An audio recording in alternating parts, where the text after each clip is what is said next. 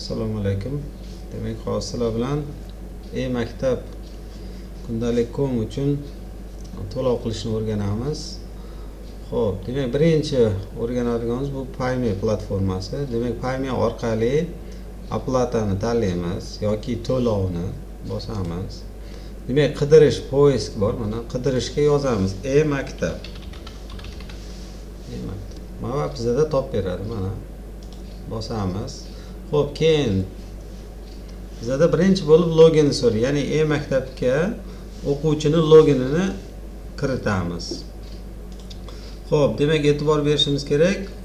Shu kiritayotgan loginimiz bexato kiritilishi kerak. Nuqta, virgul, chiziqcha yoki turli sonlar ham bir xil bo'lishi kerak.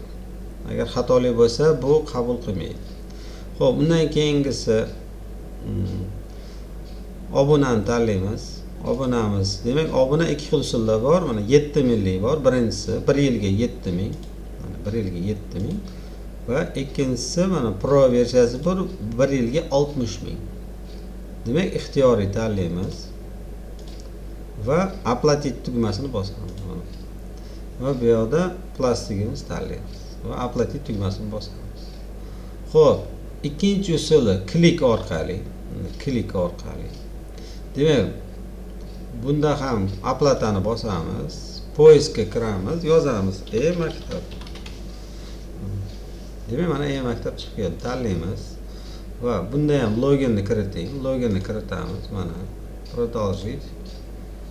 Xo'p, podpiska tanla, ya'ni boyagiga o'sha Pro versiya yoki oddiysi, misol uchun. Birinchi 60000lik, mana 60000lik yoki mana 7000lik tanlaymiz va продолжить bosamiz.